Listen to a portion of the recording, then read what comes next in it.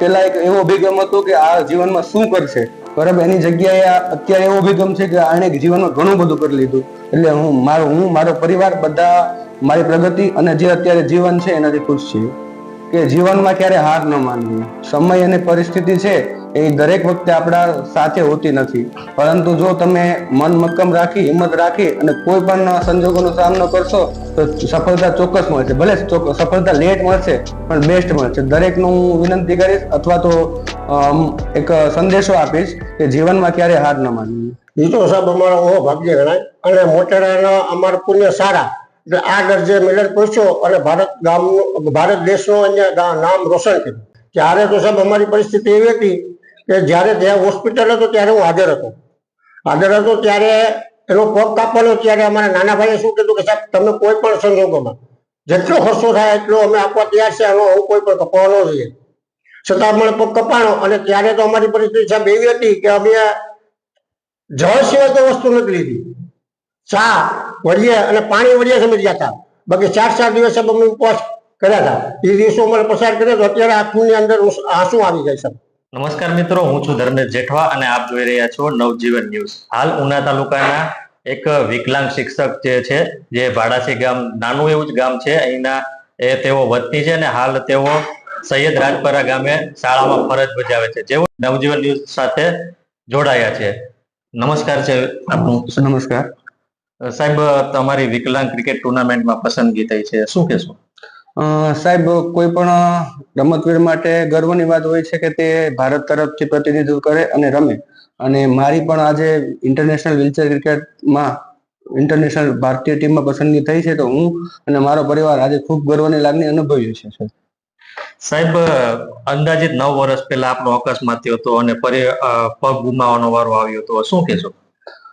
સાહેબ, 2014ની સાલમાં જ્યારે હું કોલેજથી ઘરે જતો હતો, જ્યારે હું સેકન્ડ યર BCA હતો, ત્યારે ઘરે આવતી વખતે એક અકસ્માતમાં મારો ડાબો પગ ગુમાવ્યો હતો.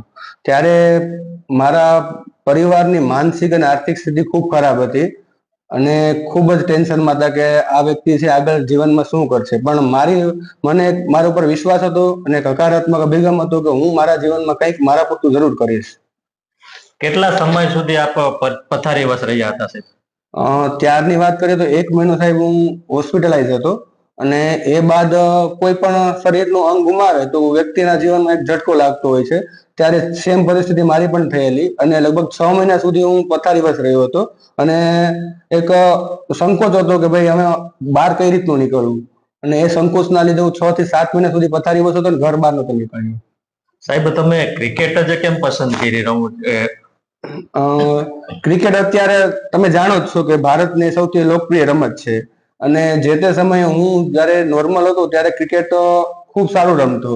અને જ્યારે અકસ્માત થયો એના 1 મહિના પછી મારી ઇન્ટર કોલેજની ચેમ્પિયનશિપ હતી સૌરાષ્ટ્ર યુનિવર્સિટી ખાતે. એટલે જ્યારે હું હોસ્પિટલમાં હતો, જ્યારે પહેલી વખત ડોક્ટરને મળ્યો ત્યારે મેં પહેલો પ્રશ્ન ડોક્ટરને કરેલો કે સાહેબ 1 મહિના પછી મારી ટુર્નામેન્ટ છે, તો હું શું રમી શકીશ કે નહીં? ત્યારે ડોક્ટરે સ્વાભાવિક છે કે ભાઈ પેશન્ટની હિંમત આપવા માટે કીધું હા રમી શકશો. પણ જ્યારે મને ખબર પડી કે મારો જે એક ડાબો પગ જ કપાઈ ગયેલો છે ત્યારે મને ખૂબ દુઃખ થયું હતું.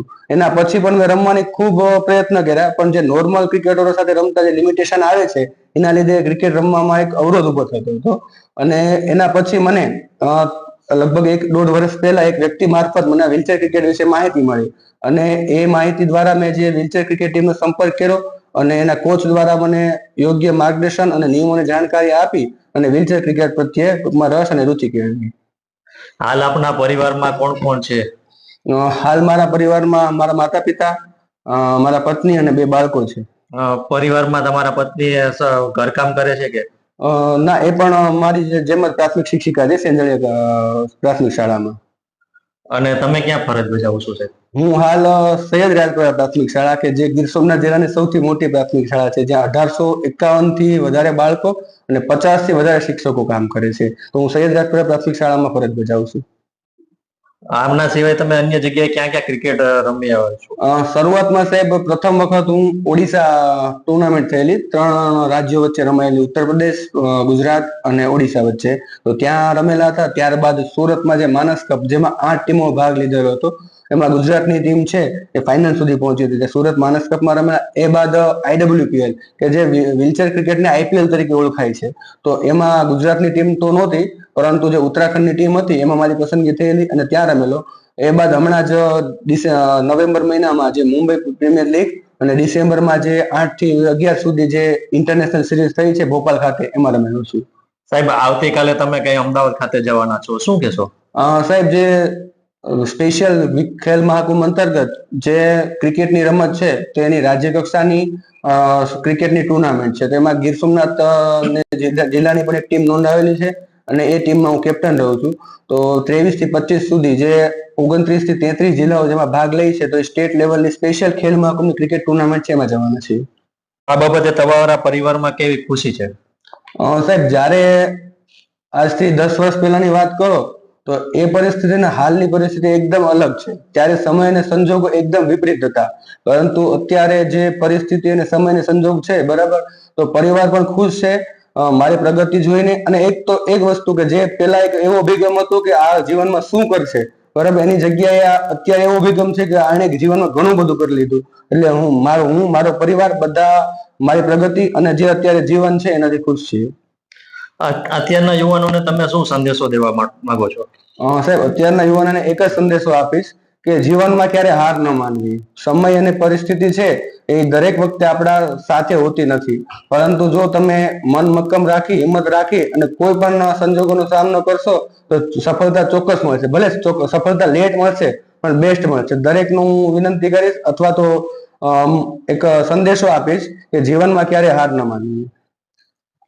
આ હતા ઉના તાલુકાના ભાડાસી ગામના મિલનભાઈ લાખણોત્રા, જેઓ વિકલાંગ ક્રિકેટ ટુર્નામેન્ટમાં જેઓની પસંદગી થઈ છે. નવજીવન ન્યૂઝમાં જોડાવા બદલ આપનો ખૂબ ખૂબ આભાર. વૈષ્ણવજન તો તેને કહીએ